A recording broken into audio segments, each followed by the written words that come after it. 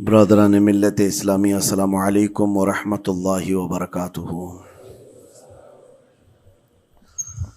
الحمد للہ وکفا وسلام علی حبیبہ المصطفیٰ، اما بعد فاعوذ باللہ من الشیطان الرجیم، بسم اللہ الرحمن الرحیم۔ فبما رحمۃ من اللہ لنت لهم ولو كنت فظا غلیظ القلب لانفضوا من حولک، صدق اللہ مولانا العظیم۔ بارگاہ رسالت معاب صلی اللہ تعالی علیہ وسلم میں درود پاک کا ہدیہ پیش کریں۔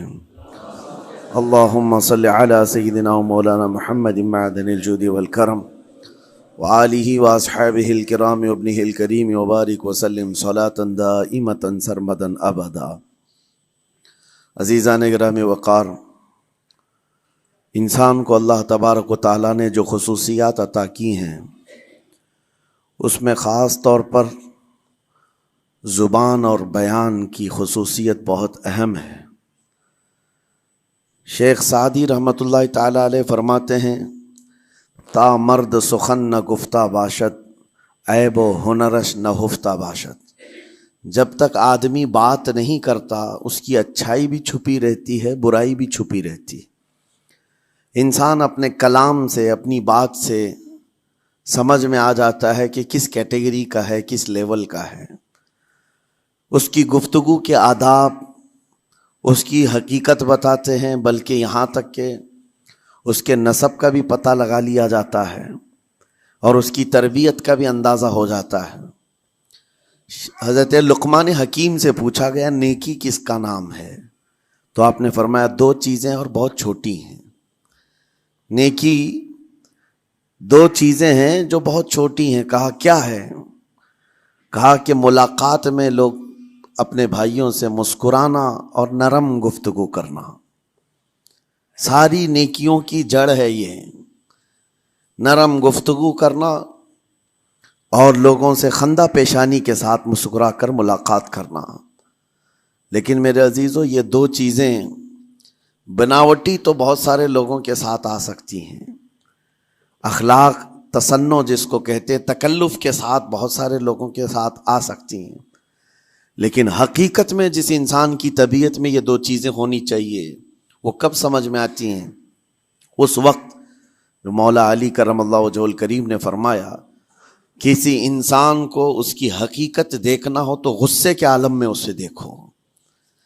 وہ اپنے آپے سے باہر ہوتا ہے یا اپنے مزاج کے خلاف کس طرح بات کو سن کر کے تحمل رکھتا ہے۔ سب سے بڑا پہلوان وہ ہے جس نے اپنے غصے کو کنٹرول کیا اور اپنی زبان پر قابو پا لیا، ورنہ یہ وہ لمحہ ہے جب انسان پھٹ پڑتا ہے، جو دل کے اندر ہے سب کہہ جاتا ہے۔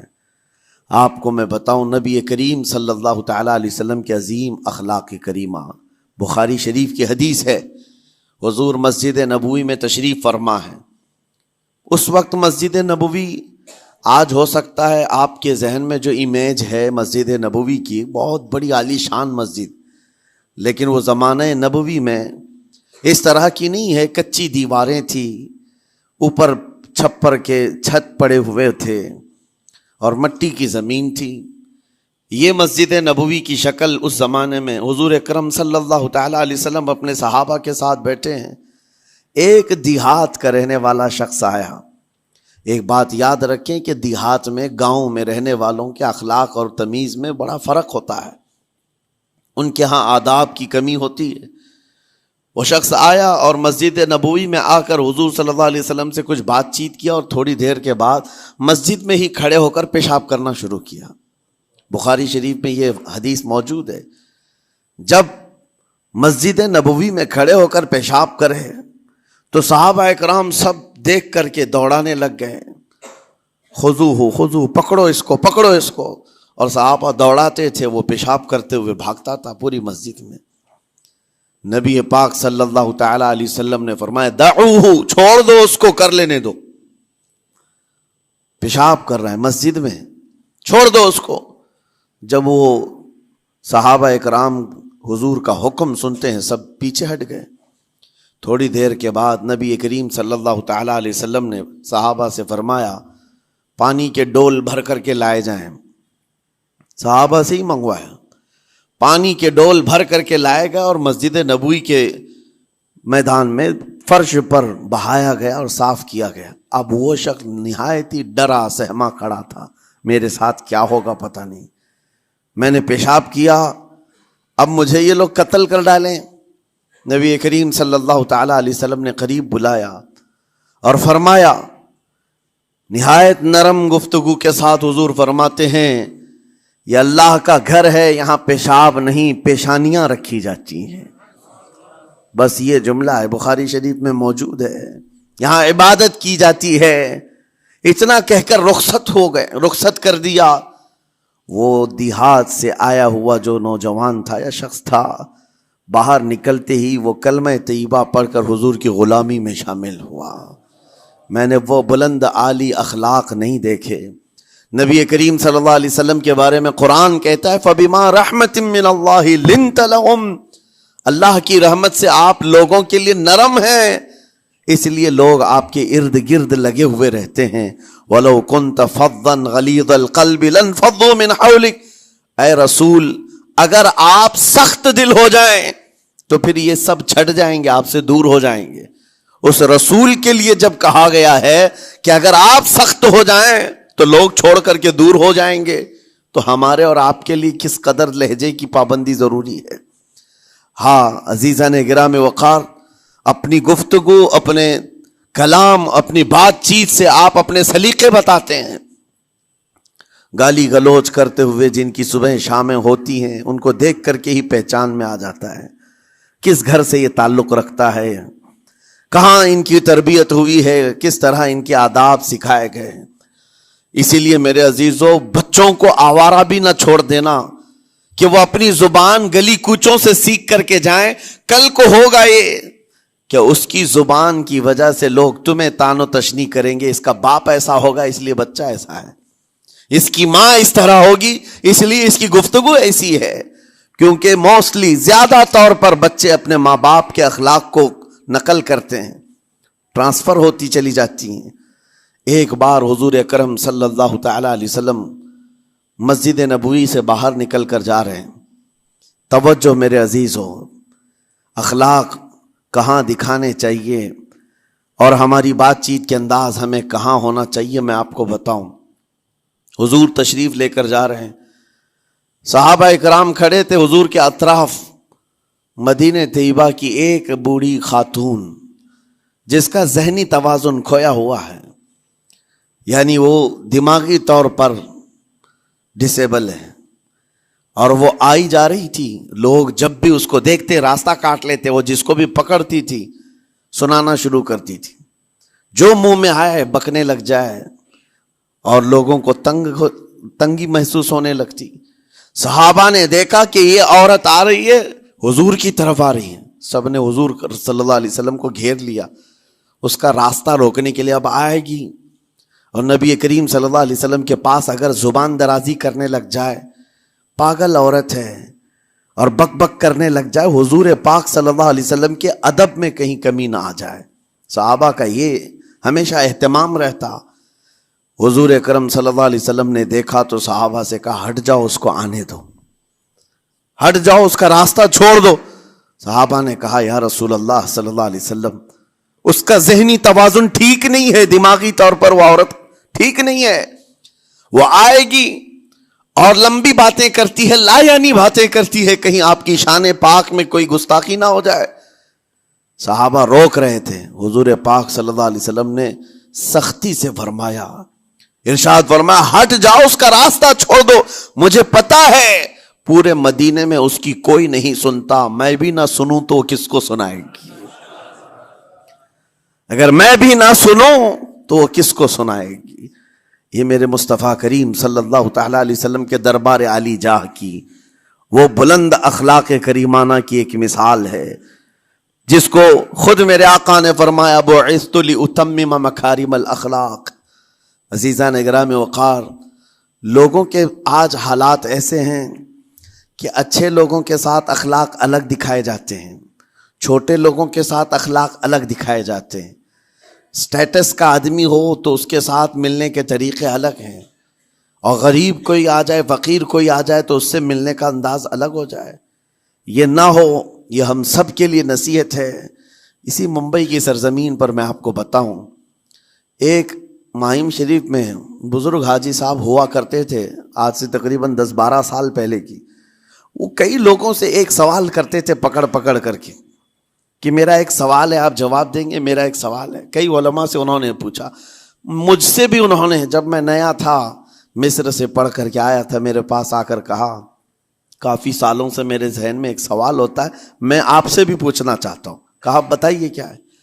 کہا میں حضور سرکار مجاہد ملت رحمت اللہ علیہ کا مرید ہوں، علامہ حبیب الرحمن مجاہد ملت، رئیس اعظم اڑیسہ، جن کے خدمات جلیلہ آج ہو سکتا ہے نئی جنریشن کو نہ معلوم ہو، ان کا لقب ہے مجاہد ملت، جنہوں نے سنیت کی بقا کے لیے اپنا تن من دھن سب قربان کیا تھا۔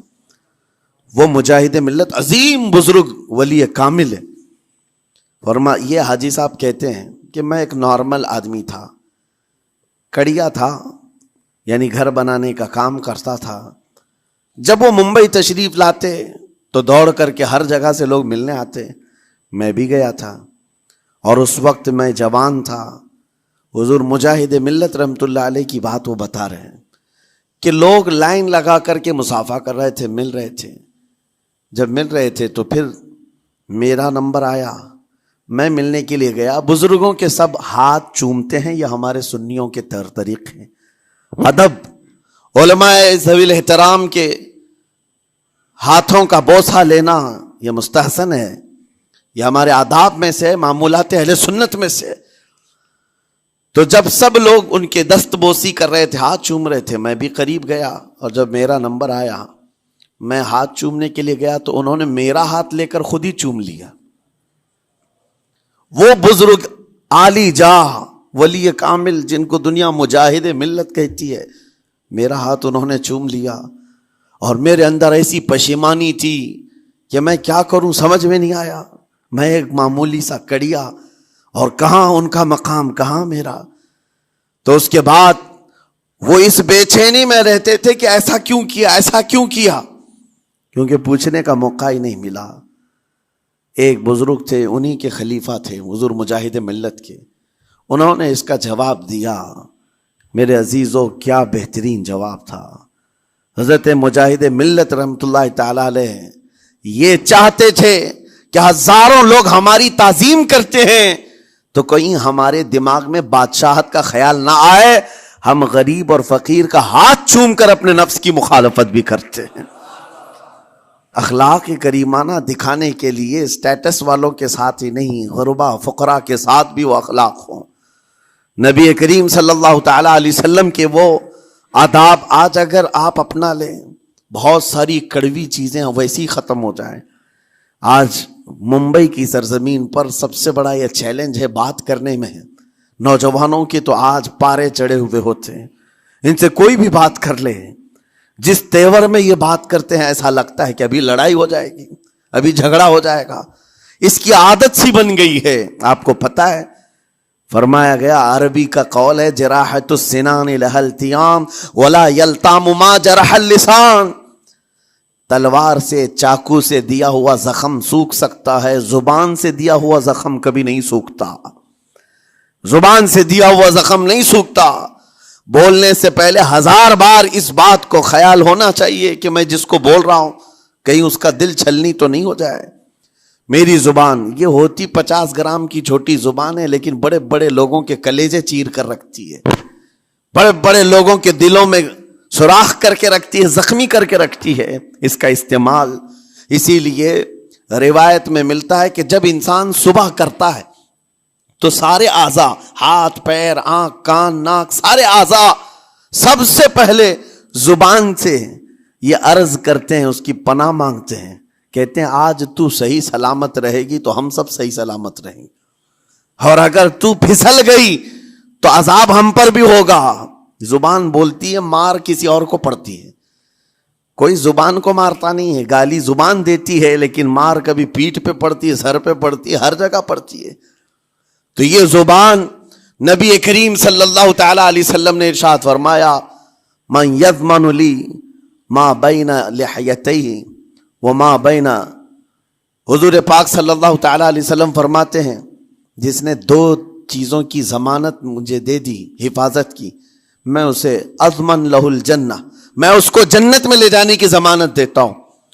دو چیزیں کیا ہیں؟ حضور فرماتے ہیں ایک دو جبڑوں کے بیچ میں جو موجود زبان ہے اس کی حفاظت کر لے، اور دو رانوں کے بیچ میں جو شرمگاہ ہے اس کی حفاظت کر لے، یہ دو چیزیں جس نے بچا لیا میں اس کو جنت میں لے جانے کی ذمہ داری دیتا ہوں، ضمانت دیتا ہوں۔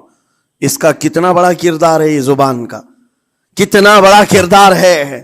اور حضور نے ایک بار پکڑ کر کے فرمایا تھا، زبان کو پکڑ کر کے کہا تھا یہ وہ زبان ہے جو انسان کو جنت میں بھی لے جاتی ہے اور دوزخ میں بھی لے جاتی۔ کلمہ کس سے پڑھتے ہیں آپ؟ لا الہ الا اللہ، زبان ہی سے تو پڑھتے ہیں، اسی کلمے نے آپ کو جنت تک پہنچایا۔ اور کافر جو کفر کرتا ہے وہ بھی زبان سے ہی کرتا ہے، اور زبان اسے ہمیشہ کی دوزخ میں لے جاتی ہے۔ اس زبان کو چلانے سے پہلے 1000 بار سوچ لیں کہ آج لہجوں کی سختیاں بڑھتی چلی گئیں، اور آپ کو پتہ ہے قرآن پاک میں رب تعالیٰ نے یہ فرمایا وَلَا تَقُلْ لَهُمَا اُفٍّ وَلَا تَنْهَرْهُمَا، والدین کے بارے میں بچوں کو کیا کہا گیا؟ ان کو اف تک نہ کہو۔ لیکن زبان جب کھلتی ہے نا، ماں باپ کے خلاف نوجوانوں کو ہم نے دیکھا ہے گالی گلوچ کرتے ہوئے اور اتنی بری باتیں کہتے ہوئے، معاذ اللہ۔ عزیزان گرامی وقار، حضور نے تو یہ فرمایا جس نے پلٹ کر کے اپنے ماں اور باپ کو سخت لہجے میں بات کیا یا ان کی نافرمانی کی، حضور فرماتے ہیں میرا دل چاہتا ہے کہ اس کے گھر کو آگ لگا دوں، آگ لگا دوں۔ اس لیے اس بات کو ہمیشہ یاد رکھیں، تمہارے لہجے کی سختیاں کسی کو زخمی کر دیں تو آخرت خراب ہو جائے گی، آخرت خراب ہو جائے گی۔ حضرت علقمہ رضی اللہ تعالیٰ عنہ حضور کے صحابی ہیں، حضور صلی اللہ علیہ وسلم کے صحابی ہیں، آخری وقت آ گیا تھا لیکن زبان نہیں کھلتی تھی۔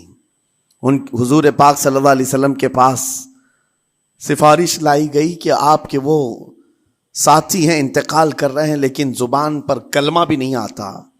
حضور تشریف لائے، دیکھا، پوچھا گھر میں ان کے کون کون ہے؟ کہا بیوی ہے اور ماں ہے۔ ماں کو بلایا اور کہا علقمہ کے بارے میں کیا کہتی ہو، کیسا تھا؟ کہا بہت اچھا، پرہیزگار، عبادت گزار، ساری نیکوکاریاں اس کے اندر ہیں۔ تو پھر حضور نے پوچھا اچھا یہ بہت نیک تھا، تم بھی اس سے راضی ہو کہ نہیں ہو؟ ماں نے کہا میں نہیں راضی ہوں، میں راضی نہیں ہوں۔ کہا کیوں، وجہ کیا ہے؟ کہا یا رسول اللہ میرا اکلوتا بیٹا، میرا تنہا بیٹا تھا، بڑی محبتوں کے ساتھ اس کو پالا تھا، اور جب میں نے اس کی شادی کی اپنی بیوی کو لایا، اور جب بیوی گھر پر آ گئی تو میری بات کو ہلکے میں لیتا، اپنی بیوی کی بات کو فوقیت دیتا، ترجیح دیتا، اور اس وقت غالباً یہ باتیں تھی کہ زبان سے کوئی کلمہ ان کے نکلا ہوگا جو بیوی کی حمایت میں تھی، ماں کو تکلیف پہنچ گئی۔ کہا میرا دل گوارا نہیں کرتا، میں اس سے راضی نہیں ہوں، باقی وہ بہت نیک بندہ ہے، بہت اچھا ہے۔ حضور نے فرمایا دیکھو زندگی کے آخری پڑاؤ پر آ چکا ہے، روح نکلنے کو ہے، معاف کر دو۔ وہ بھی صحابیہ تھی، انہوں نے کہا آقا آپ کا حکم ہے یا مشورہ ہے؟ اگر حکم ہے تو پھر ماننا ہے۔ حضور نے فرمایا نہیں، حکم نہیں، مشورہ ہے۔ کہا مشورہ ہے تو پھر دل نہیں چاہتا، دل نہیں چاہتا۔ حضور نے فرمایا صحابہ سے کہ لکڑیاں جمع کرو، آگ لگاؤ اور انہیں اٹھاؤ، آگ میں ڈال دو۔ آگ دہکائی گئی تو ماں کی ظاہر سی بات ہے ممتا بے چین ہو گئی۔ کہا ان کو میرے سامنے آگ میں ڈالیں گے؟ کہا ہاں، اس سے بہتر ہے کہ وہاں جلے گا، یہاں جلے۔ وہ ماں کہتی آقا آپ گواہ ہو جائیں، میں اپنے بیٹے کو معاف کرتی ہوں۔ ادھر معاف کیا، ان کی زبان پر کلمہ طیبہ جاری ہوا۔ میرے عزیزو یہ بتانا مقصود اس لیے ہے کہ زبان سے دیے ہوئے زخم خواہ والدین کو ہو، یہ معمولی نہیں ہوتے۔ ہو سکتا ہے آخری وقت تمہاری زبان بند ہو جائے اور کلمہ طیبہ بھی نہ جاری ہو، زبان کھلنے بھی نہ لگے، یہ حالات آ جائیں گے۔ اس لیے اپنی زبان کا کنٹرول برقرار رکھو، کس سے کیا کہنا ہے۔ ابھی میں اس کا دوسرا پارٹ بھی بتاتا ہوں زبان کے استعمال کا۔ یہ نرمی لہجے کے اندر ہونا بہت ضروری ہے، لیکن کچھ جگہوں پر سختی کی اجازت ہے، لیکن وہ مقامات الگ ہیں۔ نرم لہجہ حضور پاک صلی اللہ تعالی علیہ وسلم کے فرامین میں سے ہے۔ ایک بات بڑی، بغداد مقدسہ میں نے ایک ولی پاک کی زیارت کی، ان کے آستانے پر بھی میں ابھی بیان کیا تھا۔ حضرت بہلول دانا مجذوب بزرگ تھے، اور بغداد کی گلیوں میں کہیں پر بھی بیٹھ جاتے تھے، اور جو جانکار تھے وہ سمجھتے تھے کہ اللہ والا بندہ ہے۔ مجذوب کس کو کہتے ہیں؟ جس کی یاد الہی میں عقل فنا ہو گئی، ختم ہو گئی، اللہ کے ذکر میں اور اللہ کی یاد میں اپنے آپ کو فنا کر دیا ہے، اس کے اوپر شریعت کا قلم نہیں۔ ظاہر سی بات ہے شریعت کے سارے احکام اس پر ہیں جس کی عقل سلامت ہے۔ عاقل ہو، بالغ ہو تو نماز فرض ہے نا، عقل ہی نہیں ہے تو وہ مجذوب ان اولیاء کو کہتے ہیں۔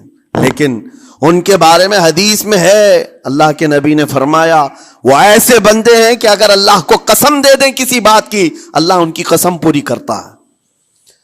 وہ بہلول دانا بیٹھے ہوئے تھے، بغداد کا ایک مشہور تاجر تھا، لیکن خستہ حال تھا، بہت نقصان اٹھا چکا تھا، خسارے میں چل رہا تھا، بزنس پورا لاس میں، اور وہ پریشان حال بہلول دانا کے پاس آیا، گڑ گڑایا، کہا کہ حضور مجھے بچا لیں، رحم کر لیں، میں تاجر ہوں، لٹ گیا ہوں، لاس میں ہوں، کچھ آپ فرما دیں، میں کیسے اس بھنور سے نکلوں؟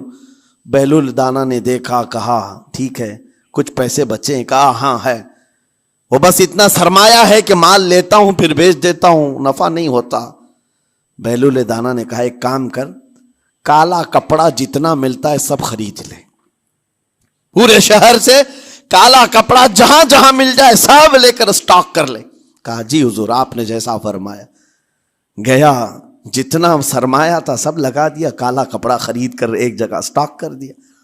اللہ والے کا حکم تھا، لیکن ہوا یہ کہ بغداد کا معمول تھا، 8 دن گزرے نہیں تھے کہ وہاں وقت کے حاکم کا انتقال ہوا، اور جب حاکم کا انتقال ہوتا تو شہر کے جتنے بڑے لوگ ہوتے، رئیس لوگ، وہ اس کے سوگ میں، اس کے غم میں کالا کپڑا پہنتے تھے، اور کالا کپڑا سوائے اس تاجر کے کسی کے پاس نہیں تھا، اور سارے بڑے لوگ پیسوں سے اس کے پاس کالا کپڑا خریدنے آئے۔ یہ منہ بولے قیمت پر، جیسے تیسے جتنی قیمت پر بولے سب خرید کر لے جاتے، اور پل بھر میں ایک دن کے اندر وہ بہت بڑا کروڑ پتی بن گئے، بہت مال آ گیا۔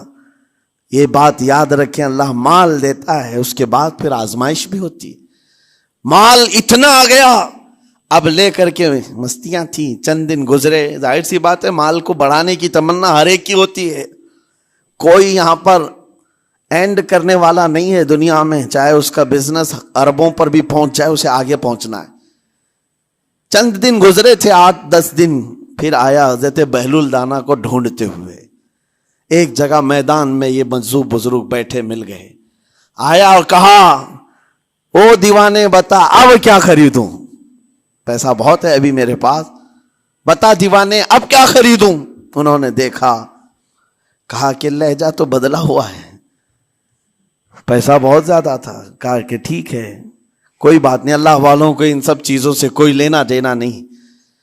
آپ نے کہا مال جتنا ہے تیرے پاس سب لے کر کے خربوز خرید لے، تربوز خرید لے، جس کو کلنگڑ کہتے ہیں، تربوز پورے خرید لے۔ اس نے کروڑوں کی جائیداد پورے تربوزوں میں لگا تھی، سب تربوز خرید کر سٹاک کر دیا ایک جگہ، اور اس کے گمان میں یہی تھا کہ چند دن گزریں گے، کوئی ایسا ہی حادثہ ہوگا جب تربوز منہ مانگی قیمت پہ لوگ خریدیں گے اور میں بیچوں گا۔ پورا مال تربوز میں لگایا، 2 دن 4 دن 6 دن 8 دن گزرے، کوئی حادثہ نہیں۔ ادھر تو تربوز سڑنے لگ گئے، وہ تو زیادہ دن سٹاک نہیں کیے جا سکتے، سڑن شروع ہو گئی۔ پھر تھوڑے دنوں کے بعد پورے کے پورے سڑ گئے، کروڑوں کا مال تربوز میں سڑ کے چلا گیا۔ وہ کچھ بھی نہیں سکا، کچھ نہیں کر سکا، واپس چیختا چلاتا اسی حالت میں آیا، پہلے سے بھی زیادہ بدتر حالت میں میں آ گیا ہوں۔ دوڑتے ہوئے آیا، حضرت بہلول دانا کو ڈھونڈتے ہوئے، کہاں ہیں؟ وہ اسی جگہ بیٹھے ہوئے مٹی میں بیٹھے رہتے تھے، قریب آیا اور کہنے لگا کہ آپ نے میرے ساتھ ایسا کیوں کیا بہلول؟ بہلول دانا نے کہا کیا ہوا؟ کہا میں تو لٹ گیا، تربوز میں پیسے لگائے آپ کی وجہ سے اور پورے سڑ گئے۔ بہلول دانا نے کہا میں نے تو کچھ نہیں کیا، پہلے تو تجھے نفع ملا تھا وہ تیرے لہجے کی وجہ سے، اب خسارہ ہوا ہے تیرے لہجے کی وجہ سے۔ پہلے جو آیا تھا بات کرنے کے لیے اس وقت تیری تمیز الگ تھی، تیری تہذیب الگ تھی، اخلاق الگ تھی، گڑ گڑا کر کہا تھا کہ میں لٹ گیا ہوں آپ رحم کر دیں۔ دوسری بار آ کر کے کیا کہا؟ او دیوانے بتا کیا خریدوں؟ لہجہ بدل گیا تو پوری حیثیت بدل گئی۔ زبان ہماری اونچائی پر بھی لے جاتی ہے اور نیچے بھی لے آتی ہے۔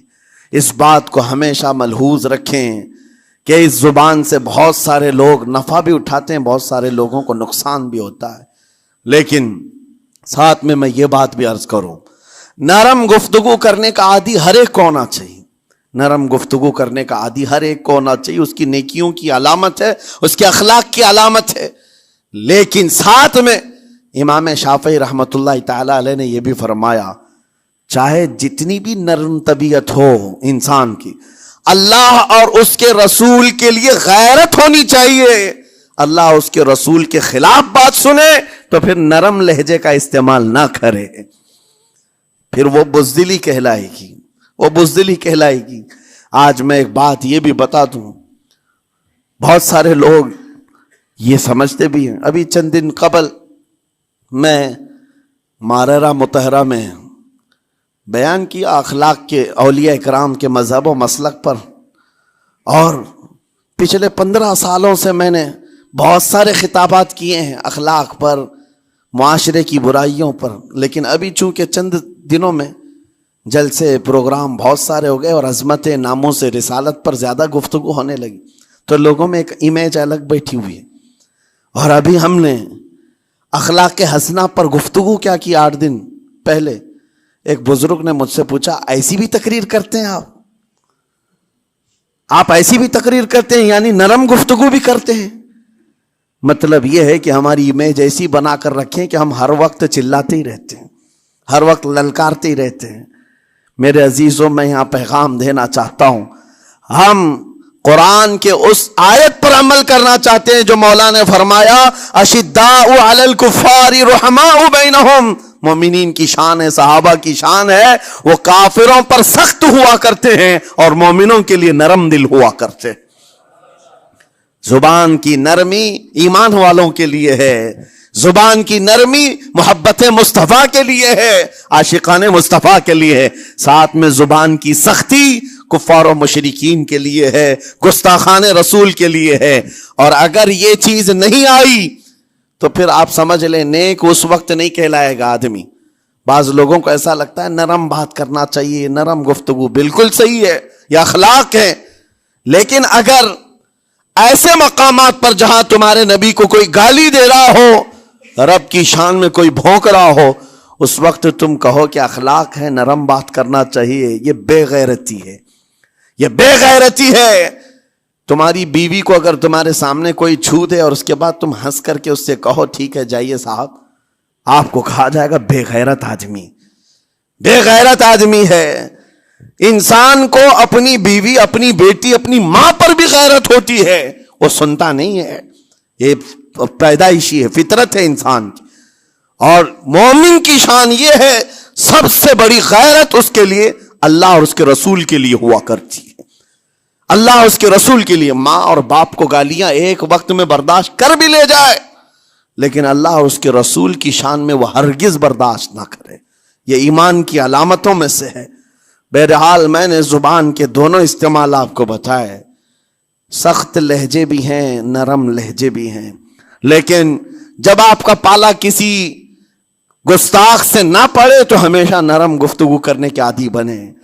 مومنین میں نرم لہجے کا اختیار ہمیشہ رہے، اس سے اخلاق آپ کے بتائے دکھائے جاتے ہیں، اس سے آپ کے اخلاق معلوم ہوتے ہیں، ساتھ ہی معاشرے میں نرمی اور محبت کا ماحول بھی قائم ہوتا ہے۔ ڈانٹنے کے طریقے بھی میں آپ کو بتاؤں، میرے والد اگرامی فرمایا کرتے تھے، حضور حافظ ملت رحمت اللہ علیہ جو الجامعۃ الاشرفیہ مبارک پور کے بانی ہیں اور بڑے محدث، جنہوں نے ایک نہیں ہزاروں عالم پیدا کیے. اس ہندوستان کی بات کر رہا ہوں. حافظ ملت رحمۃ اللہ علیہ پوری بخاری شریف پڑھاتے تھے. تقریباً 40 سال تک انہوں نے پڑھایا بخاری شریف. میرے والد ان کے شاگرد ہیں. فرماتے ہیں جب وہ بہت زیادہ ناراض ہو جاتے کسی سے، ڈانٹنا ہوتا، ہر استاد بچے کو ڈانٹتا ہے، کبھی کچھ بچہ نافرمانی کر جائے یا مزاج کے خلاف بات کرے تو استاد ڈانٹتا ہے. تو حافظ ملت رحمۃ اللہ علیہ اگر کسی شاگرد کو ڈانٹتے بھی غصے میں تو کہتے ہیں اے جنتی کیا کر رہا ہے. کہتے ہیں اگر یہ جملہ قبول بھی ہو جائے تو بچہ جنتی ہو جائے. لہجے کی یہ استعمالات اولیاء سے سیکھو میرے عزیزو. غصے پر کنٹرول اس وقت تمہارے اخلاق معلوم ہوتے ہیں جب تمہارا غصہ عروج پر ہوتا ہے. اس وقت تمہاری حقیقت لوگوں کے سامنے آتی ہے. وہ اپنے شاگردوں کو ڈانٹتے بھی تو جنتی کہہ کر ڈانٹتے ہیں.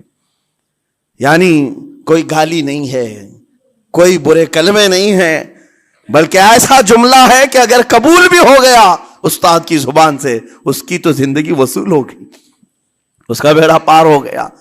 ہمارے درمیان ماں باپ کو بھی یہ چاہیے کہ بچوں کو کس طرح کے اخلاق آپ دے رہے ہیں. گفتگو کرنے کے متعلق قرآن میں اللہ تعالیٰ نے آداب بتائے ہیں. جب آپ گھروں کے اندر موجود ہوں تو بچوں کے سامنے کس طرح کی گفتگو کیا کریں گے، کیسی بات کریں گے. شوہر اور بیوی جس طرح کی باتیں کر رہے ہیں بچے کے دماغ میں وہ پورا کا پورا چھپتا ہے، ٹرانسفر ہوتا ہے. اسی لیے کہا گیا ایڈلٹ گفتگو کبھی بھی بچوں کے درمیان نہیں کی جائے گی. جو میچورٹی میں نہیں ہے ان بچوں کے سامنے ماں اور باپ بیٹھ کر کے کلام بھی نہ کریں، بات نہ کریں. معاشرہ تو آج ایسا ہے سب پوری فیملی لے کر کے بیٹھے ہوئے ہیں، اور حد تو یہ ہے کہ گندی فلمیں سامنے لگی ہوئی رہتی ہیں. وہ کیسے بچا پاؤ گے؟ 4 سال 5 سال کے بچے کے اندر بھی وہ گفتگو، وہ مکالمات، ایک دوسرے سے بات کرنے کی تمیزیں، وہ سب وہاں سے سیکھتا آ رہا ہے. گھروں کے اندر ماحول کو تبدیل کرنے کے لیے آپ کی اپنی زبان پر کنٹرول اور اپنے بچوں کی تربیت اور ان کی زبان پر کنٹرول بہت ضروری ہے. پھر دیکھنا آپ یہ معاشرہ پیدا کر کے کل کو آپ کا بچہ نکلے گا، اس کی تمیز، اس کے اخلاق پر ہر کوئی اش اش کرے گا. چند دنوں کی محنت ہے آپ کی، لیکن بچے جب سلیقے کے ساتھ گفتگو کریں تو لوگوں کا دل جیت لیا کرتے ہیں. بات کرنے کے آداب ایسے ہیں کہ لوگ دل جیت لیا کرتے ہیں. یہ میرے استاد گرامی مصر کے رہنے والے تھے. جب خطابت ہمیں سکھا رہے تھے گفتگو کرنے کے آداب، تقریر کرنے کے آداب، تو ایک امام غزالی کا قول تھا کلم الناس علی قدر عقولہم، لوگوں سے ان کی عقل کے مطابق بات کرو. اس پر وہ سمجھاتے ہوئے ہمیں ٹریننگ دیتے تھے اور کہتے تھے کہ تمہارے پاس آنے والے کئی طرح کے لوگ ہوں گے. اگر تم امام ہو، اگر داعی ہو، خطیب ہو، مقرر ہو، کوئی غریب گھر سے، کوئی بڑے امیر گھر سے، کوئی پڑھا لکھا آئے گا، کوئی جاہل ہوگا، کوئی بدتمیز بھی ہوگا، کوئی نیکوکار، کوئی گنہگار، سب طرح کے مکس مجموعہ تمہارے پاس ہوگا. ان سے خطاب کرنا، ان سے بات کرنا، کس انداز سے بات کرو گے، کیسے ان سے کلام کرو گے. میرے عزیزو یہ ہمارا اپنا ہنر نہیں ہے. ہم جو آپ کے سامنے گفتگو کر رہے ہیں یہ ہمارا فن نہیں ہے، یہ اپنا پیدا کیا وہ ہنر نہیں ہے. ہمیں سکھایا گیا تھا صرف اور صرف آپ کو اس مجمع سے اور یہ آئے ہوئے جمع غفیر سے بات کرنے کے لیے ایک ہی اسلوب اپنانا ہے. دیکھنا ہے کہ رسول اللہ کیسے بات کیا کرتے تھے. میرے آقا صلی اللہ تعالی علیہ وسلم کا اسلوب اپناؤ. حضور کے خطبے دیکھو، حضور جب خطاب کرتے، ظاہر سی بات ہے مسجد نبوی میں اس وقت بھی لوگ، ہر طرح کے لوگ آتے، دیہات کے بھی تھے، شہر کے بھی تھے، اعلیٰ دماغ والے لوگ اور کئی الگ الگ قسم کے لوگ آتے. حضور کا خطاب سب کے لیے تھا. عزیزان گرامی، ان سنتوں پر عمل کر کے آج آپ اپنے لہجے کو بہتر بنا سکتے ہیں. بس میری گفتگو کا خلاصہ یہی ہے کہ اللہ تعالیٰ ہمیں زبان کا صحیح استعمال عطا فرمائے، ورنہ یہ زبان کی سختیاں اور اس کی کڑواہٹ ہمیں دوزخ میں بھی لے جاتی ہے، دوزخ تک لے جا سکتی ہے.